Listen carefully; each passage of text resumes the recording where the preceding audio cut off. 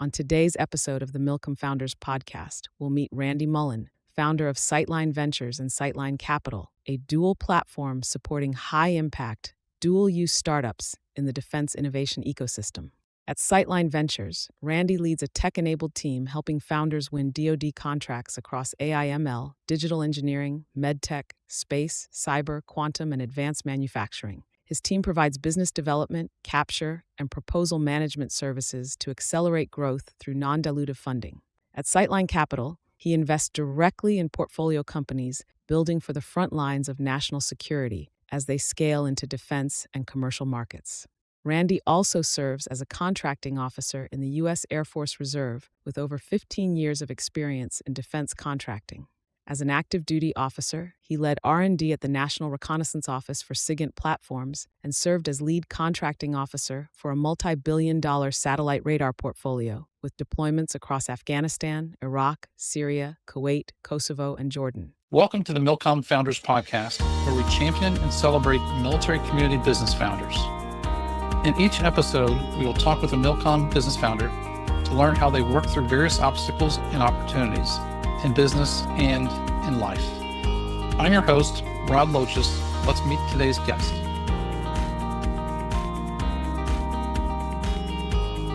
Good afternoon. I'd like to welcome everyone to the MilCom Founders Podcast. I'm your host, Rod Loches. On today's MilCom Founders Podcast, we get to champion and celebrate Randy Mullen, an Air Force veteran, while we hopefully educate and inspire others and maybe have a little fun along the way. Thanks for joining us today, Randy. Appreciate you being here. Yeah, thanks so much, Rod, for having me. I really appreciate it. Absolutely. So, Randy, we won't start with your name, rank, and serial number, but how old were you when you first thought maybe the military's for me? Was it, when did that come about? So I would say I was in college. Didn't really ever think about joining the military until I was working a part-time job, taking 15 to 18 credits at the university that I was going to at the time. And I was like, man, there's got to be a better way. And didn't come from a family of, military veterans by any means. Had a, uncle that was pretty far removed that served in the Air Force in Vietnam. And that was really it for the most part. But as I was just kind of figuring out my way going through business school, I was like, man, well, what do I want to do next? This was about 2006, 2007 timeframe. So as you can imagine, Iraq was, full-fledged, and, there was a lot of just, I think Afghanistan might have been just hitting up I think both were kind of, going on at the same time. So, but, for me, it was always a sense of mission and purpose. Like I wanted something higher. I just didn't know what that looked like, just coming from a faith-based background. But just knowing, okay, I like business. So around that time, I'm like, well, shoot, there's an Army detachment at the university that I was at, Cal State Fullerton. And, they were like, well, shoot, we'll give you a full ride scholarship. We'll give you a stipend. We'll pay for your books. All these things. I'm like, wow, that's impressive. So what's funny was I got the uniform and everything. I had that basic uniform right behind you. They were eager to give it all to me. And so I was like, wow, this is awesome. Mm-hmm. This is something different. And I could see myself doing this. So the ROTC was kind of the path that I was going on. And then I told my mom, of all people, who doesn't know military, but she's like, hey, check out the Air Force. Check out the Air Force. I think that might be a better fit for you. Again, I think that's just motherly intuition that told her, wow, tell me that. So then I go check out the ROTC detachment. The one that I was looking at was at Loyola Marymount, right by LAX. And right when I walked in, I could tell that the culture there with the detachment commander, 06 Colonel on down, even to the cadets, I was like, okay, this is kind of where I could see myself with the Air Force. Again, love all the services, right? Army is fantastic. I love the Army. In fact, most of my deployments were with the Army. Love those guys. But it was the Air Force where I felt the best fit for me. So that was 2007, which, as you probably know, at the time, they allowed me to do a 2.5 year ROTC just because they were trying to get guys in the door, right? Yeah. Guys and gals. And it was very timely for me because in 2009, it was right after the 2008, financial crisis, and guys that were getting out of that were just graduating Oh, yeah. college, they were having Wow. a hard time finding a job. I mean, they were like lucky to go work for, just kind of Yeah. basic retail shops. So I was super fortunate, and the military was so great for me. It really set me and my family up, especially at a time where it was very difficult for guys coming out of college to get a. It's very similar to today, right? Getting Hmm. a Sure. really good job and a good start in life. So Yeah. that's how I got in. Very cool. Very cool. Thanks for sharing that. So you do that and you talk about your faith, but tell me three things, which is awesome, as you know, I think. Three things that are important to you. What are things that are important to you, whether they're values or whatever it is? What's Oh some of your man. guiding principles or things that you're just like, hey, there's nothing more important in the world than X? Well, it's going to be just depends on how we look at it from the company perspective or, from my personal perspective. But what I would say is a lot of times those are going to bleed over. But for Yeah. me, faith is number one. It's number one by far number one. And so that is just that provides me my worldview. How do I look at things? How do I treat other people? How do I conduct myself? How do I run my business? I can't separate those two things. uh, it's impossible for me to do that. I can't run a Yep. business and say, you know, separation of church and state. I can't do that with the business because that is me. That is how I Yeah. operate. And as the CEO founder, how I expect others to treat people on the team, how I want to treat others on the team, like that's my founding. That's the foundation of everything. That's right. Um, Yeah. But when I look at the company, as far as like the core values, this is critical, and we preach this all the time. This is like the first thing that people will hear about when they join the team, or if they're considering join the team.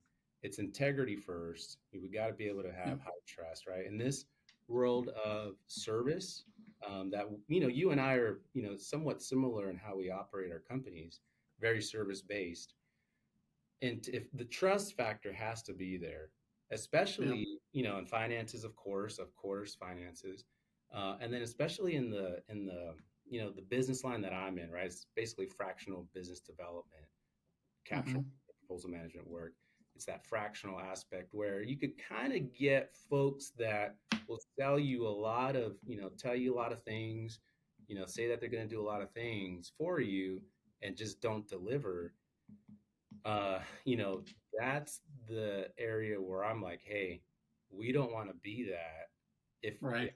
we feel like we are, then we're probably not going to be the right fit. But we're going to do everything that we can so that the trust is the number one most important thing. So That's integrity, right. everything comes back to integrity. Excellence is to me, you know, these align with the Air Force, but they carry over into business world. Integrity and excellence in everything that we do. And so Hmm. that's like in a lot of different areas. We use examples of on the team. We say, hey, are you part of the one club? This is ultimately falls under excellence. And what's the one club? Did you say What the one club? the one club? Yeah. Huh. If I love if it. if a client asks you, one of my consultants or me even, hey, can you get me this? Can you get me that? Whatever it is, Yeah. I'll say, yeah, absolutely. Let me see how I can go. But when I go off and do it, I actually deliver it without having to be asked twice, right? If I ask one of my guys, hey, can you do this? Get this for me, whatever, and they say yes, yeah, I can do that. Let me go get it. I never have to come back, right? As an owner, as a manager, as a leader, whatever, being able to trust someone that when they say they're going to do something, they Yeah. follow through. That That's right. absolutely has to be done. And a shout out to your guys on your team. The one that I work with, Alexander, is phenomenal, right? Like you tell him one time and he's going to do it. And when he says Fantastic. a time he's going to do it, he does it. Yes.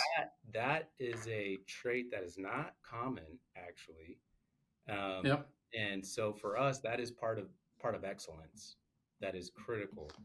Um, Yeah, and then, it's go interesting because two quick things. One is, um, I got married almost 7 years ago to a wonderful lady, and as we've come to faith and learn more about our faith, we've come up with. Uh, I was traveling in southern France, and I found this cross called the French Mariner's Cross. It has an anchor. I'm a boater, love the water, but it's made out of an anchor and a cross and heart. And it's the French Mariner's Cross. I can't say the French word, and you wouldn't want me to try. Um, but really, for us, that's kind of become our symbol of our faith, and we say it's all life's Mhm. about three things: our faith, our family, and our friends. And Yeah, I thought you'd appreciate that, and yeah, I so I love just that. want to share that with you. I But love the that. other thing is, you know, you're to me what we're starting to do and understand is that um, I don't want to be a fractional CFO or fractional accounting company for people because what we're trying to do, and it reminds me so much of what you have going on with business development, is what they're looking for from us as fractional type companies is leadership. They're Hmm. looking for business development leadership Absolutely. that that they can't get elsewhere, or finance work, because it is about that integrity, that clarity, that challenging. Do we have that relationship with our clients that we can coach, cajole, or as we now say, because some of my team members don't like the word cajole, um, but how do we teach, coach, and lead our clients? I think, and my guess is when you're doing that with your clients, understanding how do you build that trust so you can Yeah, teach, coach, lead has got to be um, probably a similar challenge for us for both of our absolutely. companies. Yeah, Yeah. absolutely. Yeah, I agree completely. It's that trusted partner that we want to get to, and it takes time to get there. It's not going to happen day one, and we fully understand that. And that's why for us, the building blocks of integrity, excellence, and being purpose driven, the way we structure our team, the way we execute consistently, day Mm-hmm. in and day out, all of that leads to that being that trusted partner where the client now comes to us and says, hey, what do we do? We're coming up on 2026. You've gotten us here. You guys have killed it for us. Now what's in store for 2026? Because we're excited. And Yeah. I love that conversation, right? Because right after this phone call, I'm going to lead one of our clients into a 2026 growth strategy session where we're going to Mm. say just those things. I've got the slides already teed up. Okay, hey, what's our SWOT? What's SWOT? Strength, weakness, opportunity, Yep. threat. What's our what have we already accomplished? Where's the company going? How do we align that with opportunities in the Department of War?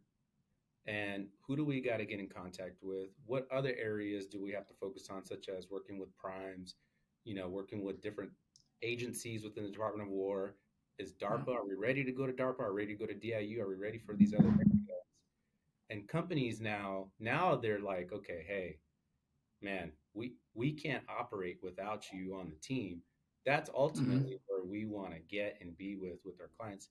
And pretty proud of the fact that the way we believe we scale is not with number of clients.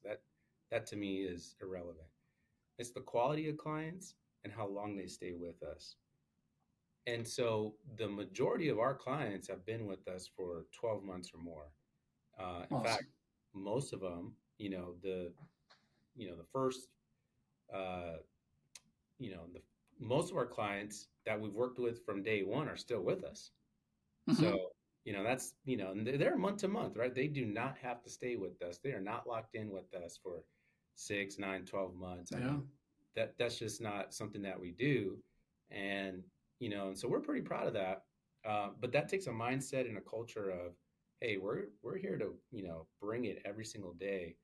And we're not just going to talk strategy, even if that alone, that's super valuable. But now we're going to be the ones to help you execute that. We're going to lead the charge Mm-hmm. and carry the flag and execute this strategy.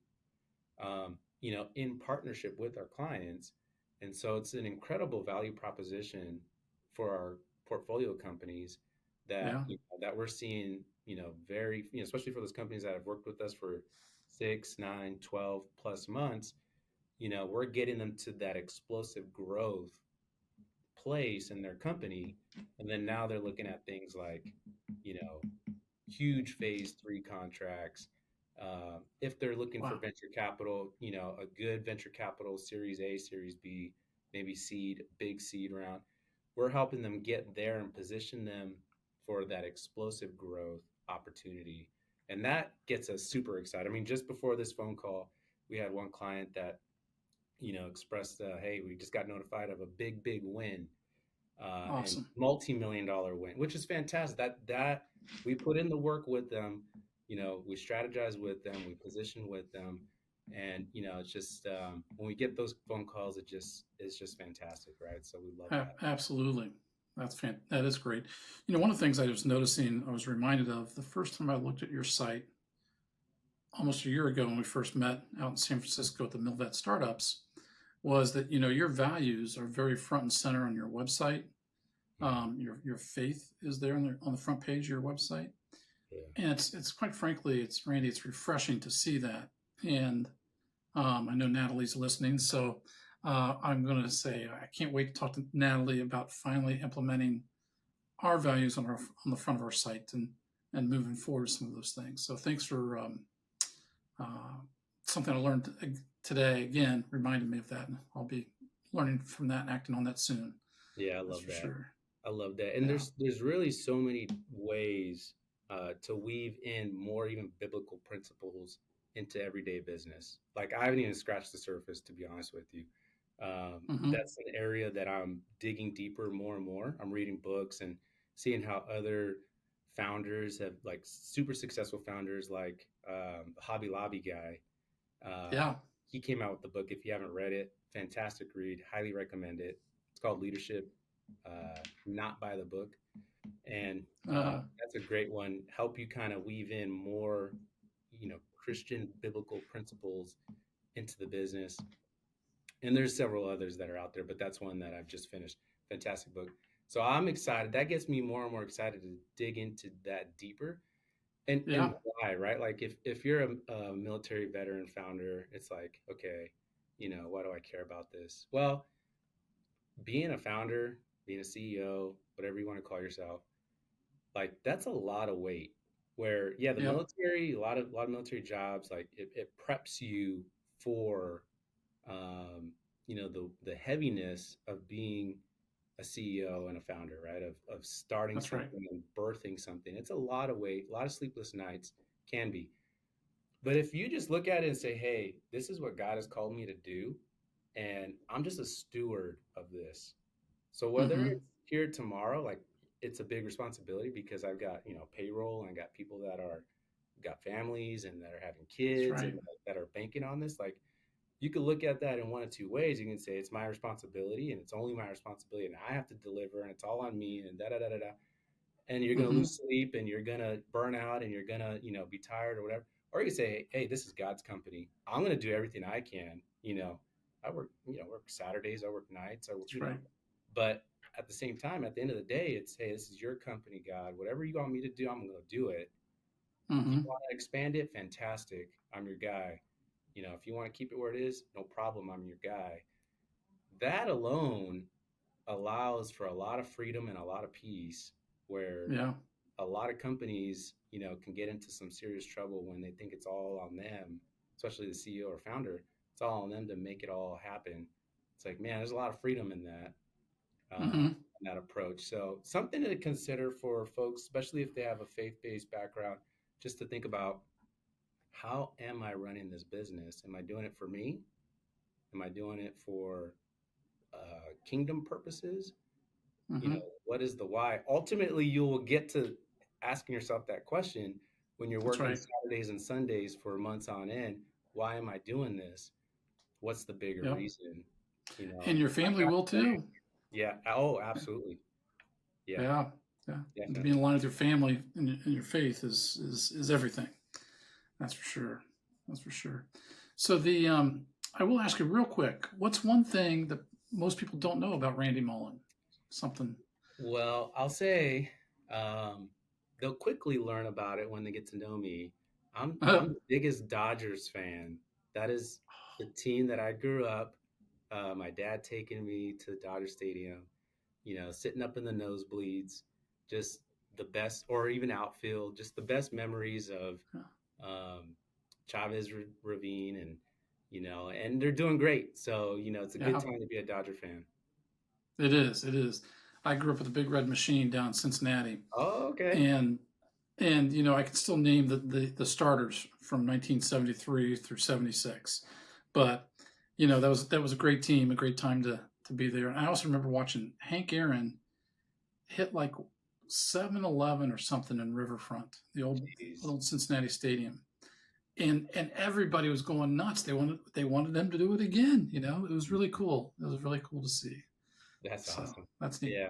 A Dodgers fan. Okay, well, I guess we can still talk, but yeah, man. Yeah. That would have been when the Dodgers and the Reds would be playing each other, right? Oh, In league. absolutely. Yeah, that was a big time rival. That's for sure. Yeah. So, Randy, let's take a moment and dive into your military service. You joined the military through ROTC. You stayed in what I think 15 years, right? I did 12 But years active duty and then some time in reserves. okay, are you still in the reserves? I'm still technically in the reserves. I had to step back for a little bit. It was just getting too much with the business and everything like that. Yeah, And kids. So I stepped back, but plans to go back and finish out the rest of the 5 years or so. Yeah. fantastic. That's great to hear. That's great to hear. So, so we talked about why you joined the military, but what did you do in the Air Force? What did you do, Yeah. and more importantly, what did you enjoy about being part of the Air Force or still being part Yeah. of the Air Force? Yeah. So what I did was I was in acquisitions. I was an acquisitions officer, basically focused on contracting. So I was in the contracting career field, basically the majority of that time, quite frankly. Um, and I did operational contracts. So what does that mean? Buying supplies, commodities, services, construction, um, mainly for like an operational base. That's when I was in Germany. So I did that. Mm-hmm. When I would deploy, it was a lot of like down support, making sure the army guys, got the feeding, had clean restrooms, had um, you know, facilities, structures, all basically the services to keep a base running. That's basically what I was doing. And I was the main focal point to say, okay, hey, contractor, KBR floor, whatever. Hey, I need you to do X, Y, and Z so that the guys and guys and gals are properly taken care of. So that was mainly what I did. Um, when I deployed with the army, that was like my main focus. Mm-hmm. But then, in contracting, they talk about like operational contracting and systems level contracting. So when you're looking at systems level, that's like the major systems, like Yeah. F-35 and so you're working on like the multi-million, multi-billion dollar acquisitions. And so I did that at the National Reconnaissance Office in Northern Virginia. I did that for 4 years. Phenomenal assignment, and worked research and development for signals intelligence uh, capabilities. Going onto the larger SIGINT satellites, or just finding other Wow. ways to get different signals. It gets super classified real quick, but Mm-hmm. I did that, and then I also during that time also worked on. I was a lead contracting officer for the nation's radar constellation. So I had that portfolio as well. And then Wow. we work on the next gen radar constellation. So we were running that acquisition. I wasn't the lead guy on that one, but I supported indirectly. But they also made me a program manager for like the R&D buy down of the next generation of the GEOINT constellation. So it was a Wow. blast. I got so much experience there. Got to work with Yeah. incredible people, talented people, um, and just phenomenal. I got to work with a lot of contractors that that you hear their names today. A lot of the newer guys that are making big waves in the space. And then, warranted contracting officer there. Then I went to Lifecycle Management Center, which is right here. I'm in the Dayton area myself, so Wright Patterson is just up the road here from where I'm Yeah. at. And then I worked on. I was at the headquarters, so I had to do a little staff work, which every officer knows can be a challenge. But then also worked in Lifecycle Management Center, buying the HCMC AC 130, so working on that program Jeez. fully Okay. warranted diagnoser.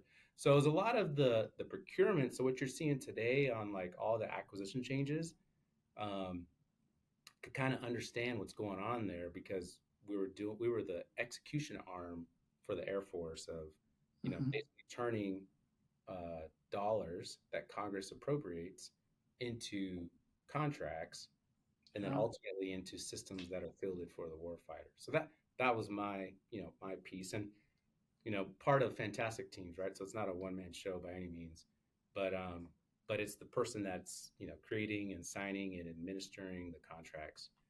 So that's what I did. Very cool. Got it.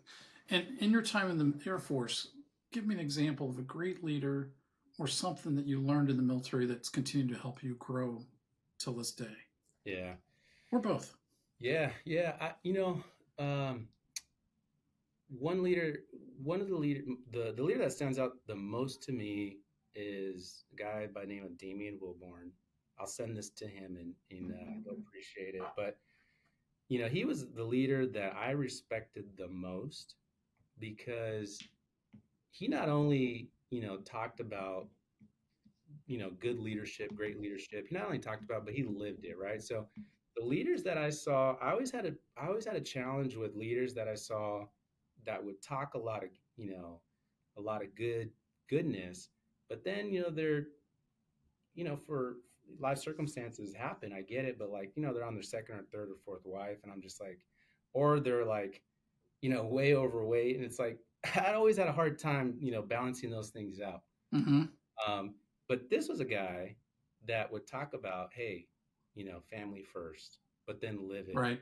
And then you could see he had a fantastic marriage that he Mm-hmm. worked on, that, Yep. he would encourage me to work on. But then when it comes to work, hey, this is how you approach this. Oh, you had a setback? Hey, here's how here's how you manage that setback. Here's how you deal with Mm-hmm. these situations. So someone that like and it's not a coincidence that he was a faith-based guy as well, right? So for me, it was easy to relate with him because I was like, well, Right. that's someone that I would want to emulate. You know, Mm-hmm. he made full board colonel, he's retired and now and everything. But I look at his career and I'm like, that would have been the career that had I stayed in, that I would have want to emulate it exactly because Mm-hmm. he was the officer that I think for me how I would want to be in that position. So I just loved that, and that Yeah. was the kind of person that was the right leader for me. Everyone has their own preference, whatever. Sure. But that was for me like how it worked. And so now running the business, I look at that, I'm like, you know, that's how I want to lead. Uh-huh.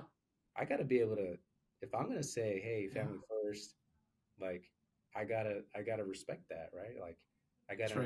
understand where those boundaries are and help people prioritize that as well. So he's imparted a lot on me and that I'm trying to do for my team as well. And it's Damian Wilborn, Wilborne. Exactly. Yep.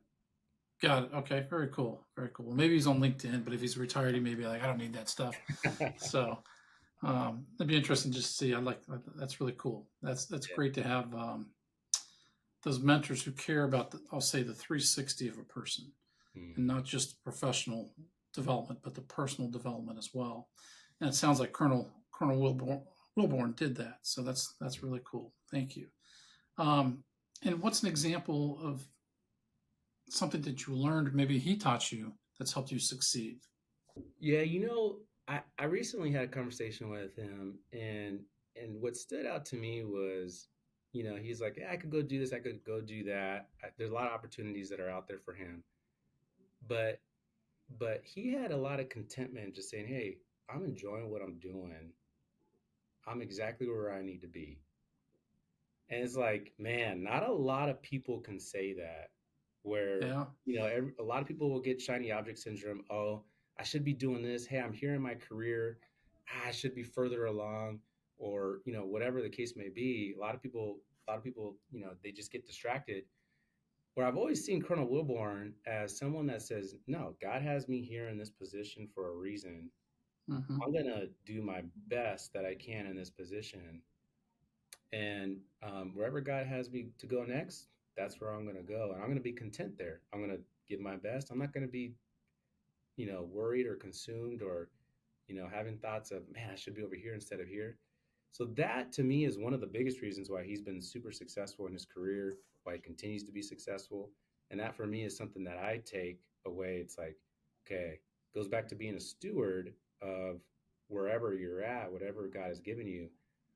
And it's like, okay, I'm going to do the best that I absolutely can in the place with the clients that I have, with the people that I have. I'm going Mm-hmm. to do, because this is what has been given to me by God, and I'm going to do the best that I can to be the best steward, and Yeah. and then let it see where it goes, and God, I believe, will bless that.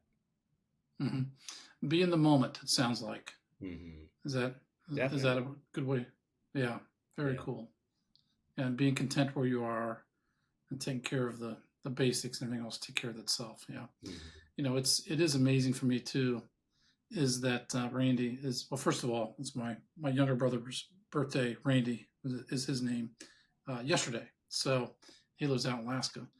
But the how much different my life is now that I Hmm. look through the lens of through my faith, through the lens of faith. Um, and I'm very blessed that it's come to that. So, and having that camaraderie, that community of faith, people that believe in the same thing is really, really powerful, very powerful. So very cool that you stay in touch with Colonel Wilborn. Yeah. So now let's talk about your business. I keep telling Natalie I'm going to try to shorten this up, but when I get a chance to talk to another founder and I love it, I want to know about them, what makes them tick, why they do what they do, and Natalie's like, Rod, just be comfortable that it's going to be 45 minutes or something. Yeah. But anyways, I know time is valuable. Tell us about your business. Why'd you start it? Just give us the quick snapshot. Why you did it? Yeah. Why is Sightline is the name? I think I know, but just let's hear it. Let's hear Yeah. about it. Yeah. So when I got off of active duty, I saw there was a big need, and with founders, small businesses, really tech startups. At the time, 10 years ago, DoD at the time, of course, was kind of a bad word in Silicon Valley, right? Nobody wanted to deal Right. with them.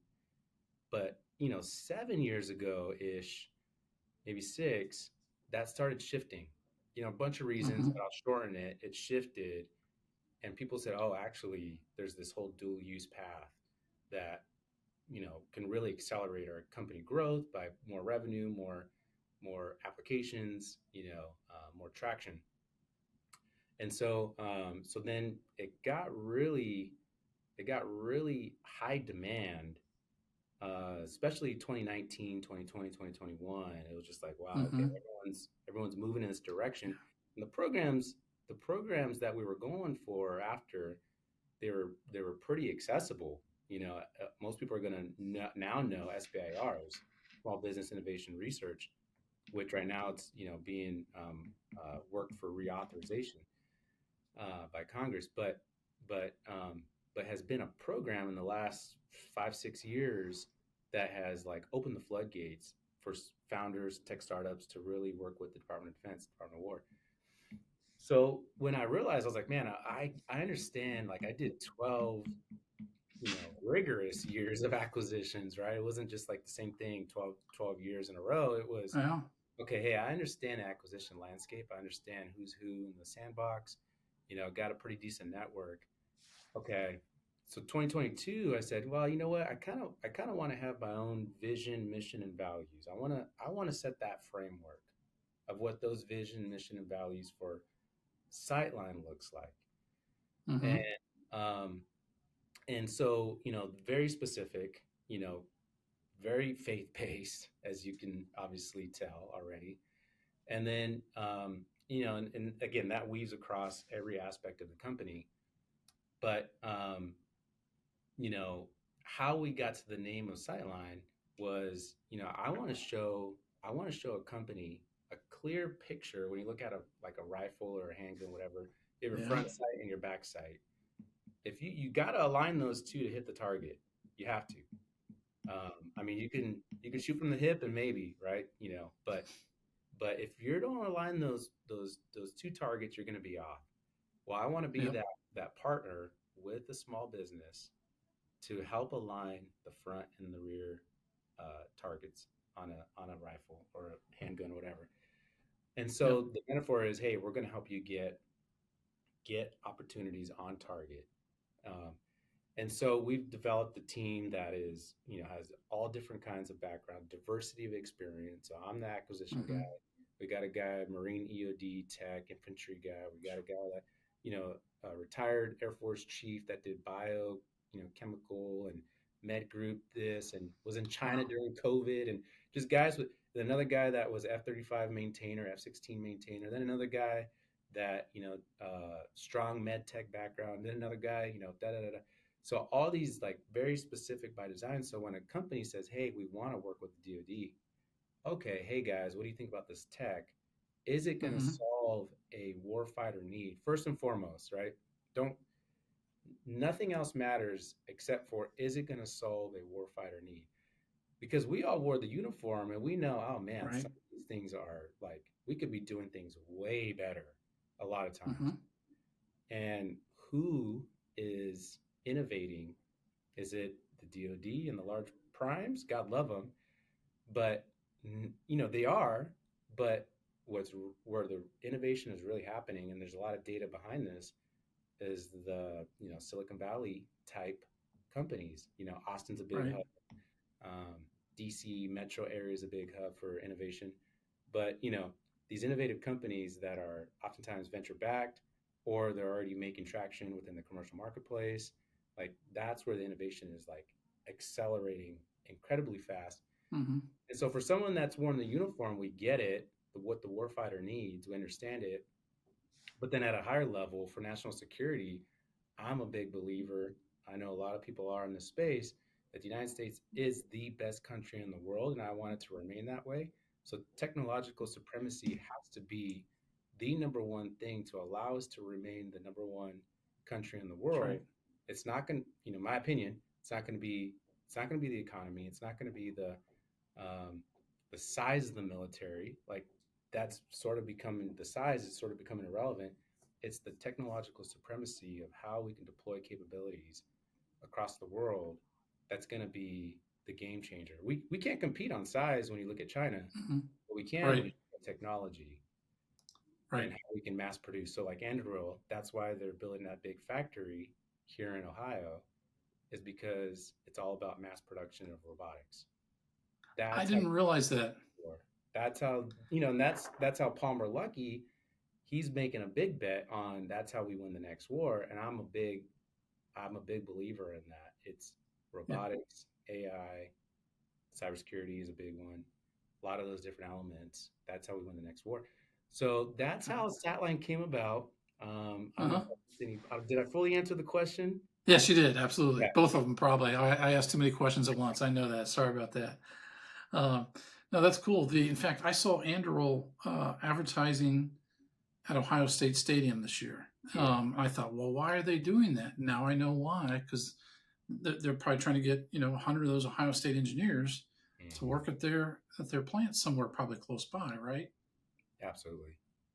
Yeah, Interesting. it's going to be Okay. right there. It's just, I think they're building not far from Ohio State. It was strategic, right? Because you got Yep. big universities there, Ohio State being the biggest one. Yep. Then you got Wright Patterson, which is where the majority Oh, of the Air Force's budget flows through. So that's a lot right. of companies are catching on to that right now. So it's not only Anduril, but there's other companies, Intel, and so on and so forth. Yep. Yeah, you get UD, another good engineering school. Oh yeah. So yeah, absolutely, some good ones around there. That's for sure. And then, boy, I'd ask this question, but you are so uniquely the one to start this business. I don't need to even ask it. It's obvious. You know the business from both sides. You have brought in a team that knows the space. All of your team members, most of your team members are probably former military, Yep. which is pretty cool. Um, but I do have, who is your ideal customer? That's, I know they're playing in the defense space, but not just who they are, but what we see in business oftentimes, we'll take on a client. The question becomes, are they coachable? Are they collaborative? How do you, so both those things, who is your ideal client and how do you know they're going to be, that they're coachable, teachable, collaborative, all that. So there's my two questions again. Yes and yes, coachable and collaborative, absolutely. Has to be collaborative for sure. I Client ends up really being those founders that have made traction already. That not just an idea, but they've either at least developed a prototype, maybe they've secured a seed round already, and they're looking now to ramp up operations. Mm-hmm.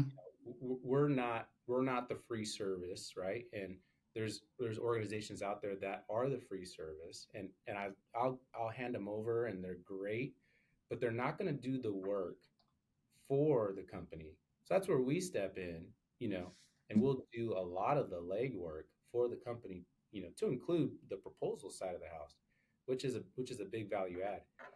So we're not only bringing the expert domain expertise to say, hey, this is how the warfighter would use the technology, but we're Mm-hmm. also making the connections, showing, identifying the right organization, the right people to say, yeah, we need to connect with these people, and then we're leading them through the proposal round.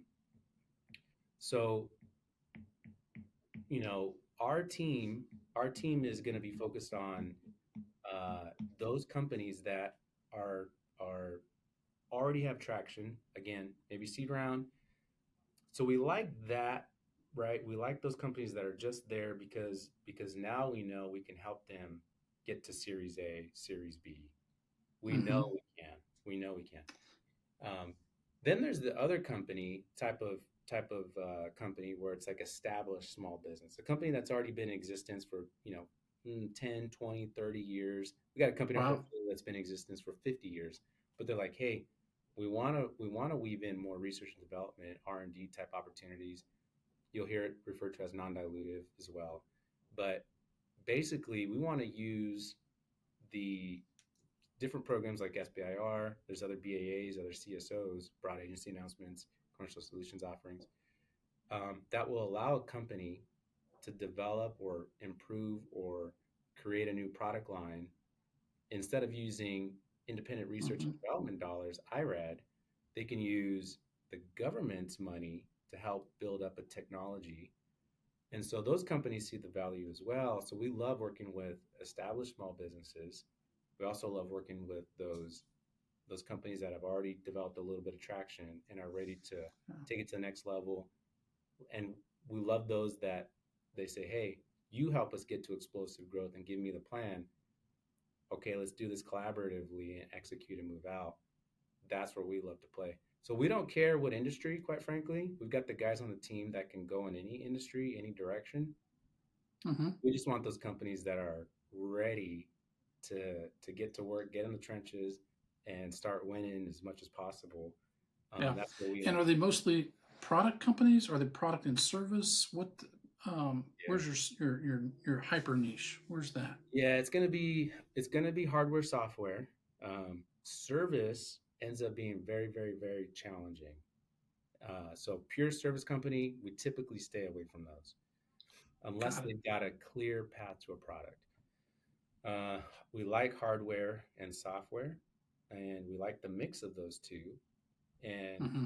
I'd say in our portfolio, we've got a mix of about half and half pure hardware plays, little, actually more hardware, software plays, some that are very few, very, very few that are pure hardware, a lot of software.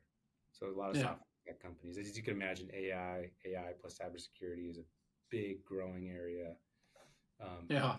But we love hardware because AI plus robotics plus so on and so forth. It makes Yeah, it's a big opportunity right now. 100%. Hey, what's a good success story that you've had? I know you've had a lot of them. We've talked about it before, but just share one or two of those success stories with us so we know what success looks like for your clients that you work with. Yeah, so I love that question. So we have a company in our portfolio. They've been with us since really day two of the company. It's around there, and they are a pure manufacturing tech company. So you would say, hey, how is there a lot of R&D opportunities in that space? Well, funny enough, there is. DLA, the way DLA uses like the SBIR program is Mm-hmm. they're qualifying new vendors. So we come to realize that I was like, oh, perfect. Well, this company can help. Well, as you can imagine, the government is a big, big place.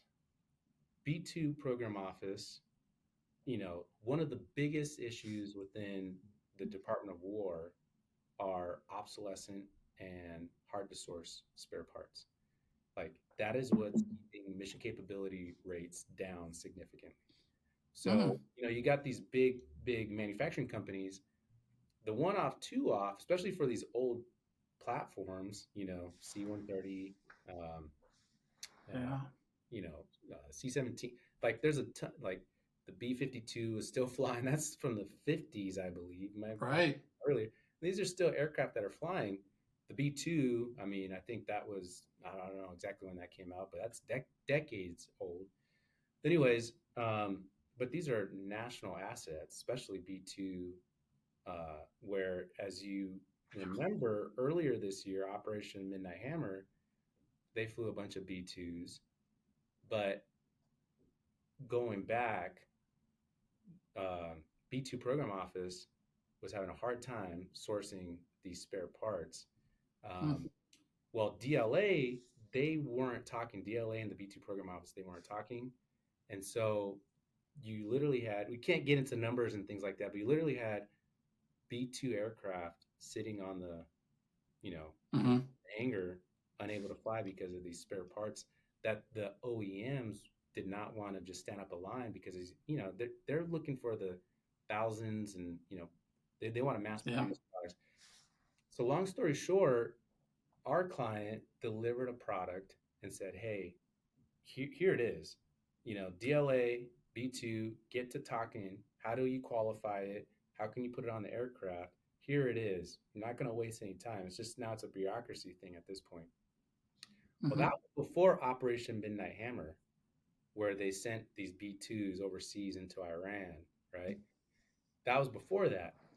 Well, fast forward to after Operation Midnight Hammer, and a bunch of products had already been delivered because DLA and B2 Yeah. office figured it out, got things on contract, and they figured out how to work together. So then an email comes across to our client from the B2 program office saying, hey, like this operation would not have been doable without you coming through with these products.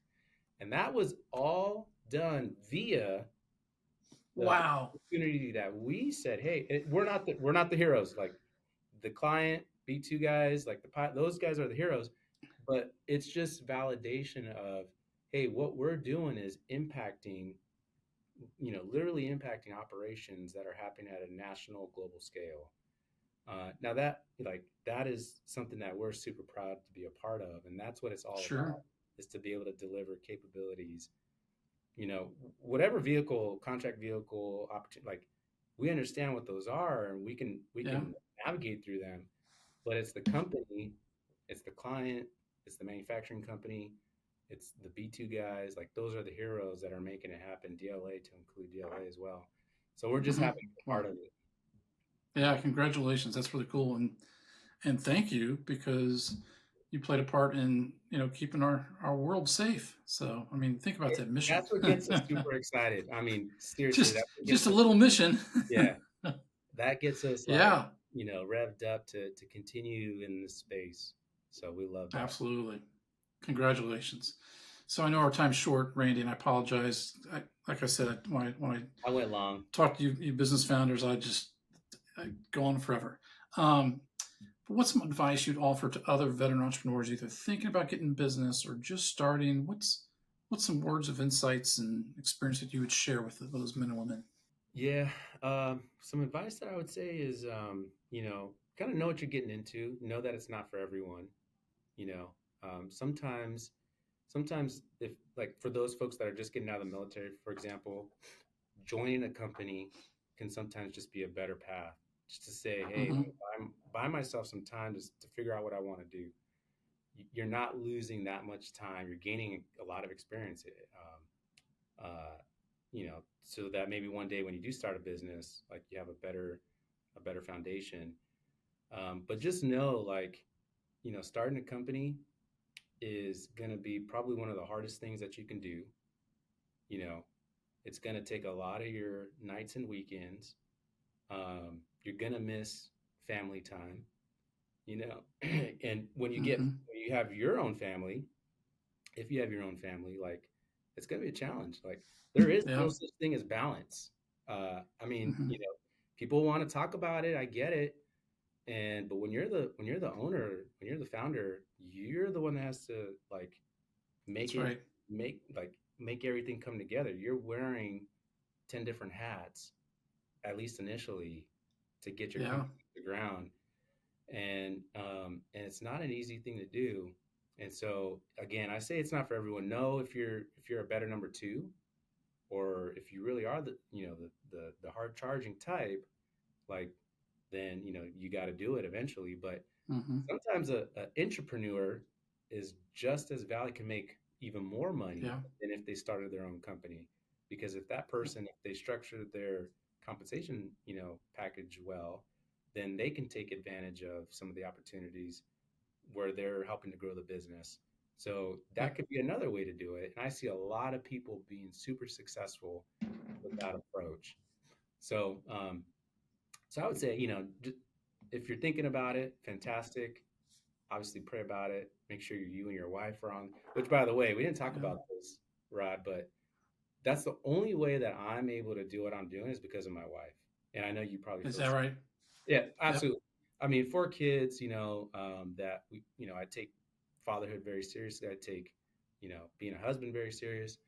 Like that is the only way that I'm able to do what I'm able to do with this company is because of my wife. She is my closest confidant. She is my, business partner. Whatever happens Mm-hmm. in the business, 9 times out of 10, she's the first one to know what's going on. Mm-hmm. Any kind of conversation that's maybe a tough conversation, I'm running it by her. So for anyone to go back to your question Yep. though, for anyone that's out there, if your wife, get her in the mix.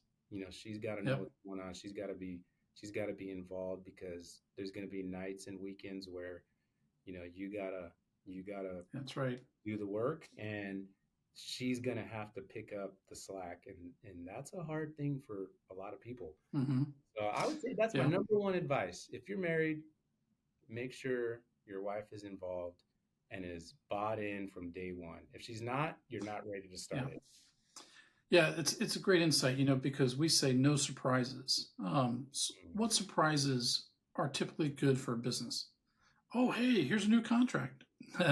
It's those things out of left field, those surprises. And for a spouse or business partner or an employee, surprises in business usually are not a good thing. You're usually like, whoa, didn't expect that. Um, and we've seen a lot of business founders go through those surprises when they're not ready. And Mm-hmm. that's kind of what we say is when we work with business owners, we want them to be ready for every opportunity to scale their business and ready for every obstacle so they can survive and then thrive again. Mm-hmm. And that is that no surprises is really important to me. Like I never talk about a team member with a team member about um, employment situations on a Friday because out of respect to their family and themselves, everybody knows if I'm going to have a conversation about employment, even if it's a good one, I want it to be on a Monday, Tuesday, or Wednesday to respect their family, their time, Mm-hmm. and so that if they have questions, they can ask me the next day. They don't have to wait until Monday, wondering, well, what was Rod really talking about? Mm-hmm. Yeah. So I That's good. always try to do that early in the week. So just something I try to do. Real quick, get into the wrap up. But what resources would you suggest that we should be looking at, such as the Holly Hobby book? or Hobby Lobby book. Hobby Lobby. Hobby Lobby. What resources? Like other books or anything like that? Other books, podcasts. What have you learned from? Mhm. I'm a big Patrick Bet-David guy. He does valuetainment. His background is he was a military. He's a refugee from Iran. Um, he came to the United States, Southern California guy, just like myself, and he built an insurance empire, sold that off, building a media, basically a media company, consulting, all these different branches. And what I'm seeing from him is like, man, it just resonates with me. He has got a lot of YouTube videos on Uh-huh. entrepreneurship, how to build team. I mean, just anything and everything about building a company. Like he's a phenomenal teacher. He's just a natural teacher. He's a natural leader. So that's a guy that I look at a lot, and I still do. And I go to his events and things like that, like once a year. What's his name again? Patrick Bet David. Patrick, Bet David. yeah, Bet, uh, David. Got it. Okay. So phenomenal, Thank you. phenomenal resource. I highly encourage. I think most people he will resonate with, um, just because he has a military background. Again, he'll tell his story. 1.8, 1.9 GPA in high school. You Oh my know, gosh. went straight into the army. Just didn't have a great pathway, but then certain events kind of transpired. He got locked in, and then just relentless work ethic, Wow. relentless, ability to grow and scale companies, and somebody I really admire. Very cool. Very cool. Thank you. So, what's something that the audience can do to champion and celebrate Sightline and your business and your clients? What's something we could do? Well, check us out on LinkedIn. We're trying to always grow our audience on LinkedIn. Sure. We're Sightline Ventures. You could check me out, and then you can get to my company website from there. We're trying to grow that, right? And we Yep. want to be able to grow that influence. And we like to drop in nuggets and stuff for people that are looking to work with the Department of War. And so that's probably first and foremost, the biggest one. But if like we're growing, right? So Sightline Mm-hmm. is growing. Um, we've had a lot of good success. It's something that we've been blessed with. Like I said, just before this call, we got news of a big win for us and for our client. So fantastic to Awesome. hear that. And so we're looking to bring on talent. We've got a couple skill bridgers. One definitely that's Ah. coming on. Another one that we're looking at right now. We love the skill bridge program. So we're growing. If any company out there would like to work with us, I'll take the call. I'll take the call. We'll have the conversation, see if it's the right fit. If it's not, we don't do high pressure sales or anything like that. In fact, I'll probably help you set a strategy while we're on the call, and at least get you going in the right direction, or at least give you something to think about. Um, and so, we love the opportunity to talk with folks that are interested in, taking the next step with working with the Department of War. Again, they Mm-hmm. got the biggest budget in the world. It should be on your radar as you are Yep. sequencing company growth, commercial, venture capital, non-dilutive. That's where we live. That definitely should be in your Yep. playbook, whether it's today or, a year or 2 years from now. It should be part of the strategy. And Mm-hmm. we'd love to be able to come alongside those companies, especially military veterans that are looking to build. You know, those are Yeah. people. And so Absolutely. love to help them out as much as possible and give back to them, even if we don't work together. Yeah. Absolutely. And so, how can people best contact you? Yeah, my email is randy@sightline.tech, Yep. and LinkedIn, either one. LinkedIn, Fantastic. Randy Mullen Jr., and then my email, one of the two. Final question. What question should have I asked you that I have not done so far? Oh man, springing a new one on me here. What am I asking for Christmas? Christmas A is coming basketball? up. That's right. Pickleball, whatever, something, right? I'm a typical dad now. It's all about socks and underwear. Socks Right? are always welcome. That's for sure. That's That's for right. sure. Fantastic. Well, Randy, I want to say thank you so much. And as just a small gesture of our gratitude for your time today, we're going to make a $100 donation to the MilCom Founders Scholarship Fund. So really appreciate that. And a kid of a son or daughter of a military veteran will win a scholarship or earn a scholarship to either attend a trade school, accredited trade school, or university. So really appreciate your time. So yeah, that's for sure. Well, I'll tell you what, Rod, we will add to that and double that. So Sightline will do that. Well, thank you so much. Thank you so much. We'll figure out the logistics on that afterwards. Absolutely. Thanks for joining us on the MilCom Founders Podcast. If you know a MilCom founder with a story to share, reach out to us at milcomfounders.com. For each guest on our show, One Degree Financial donates $100 to the Dick Loges Veteran Entrepreneur Scholarship Fund, supporting education for children of a MilCom business owner. Stay ready.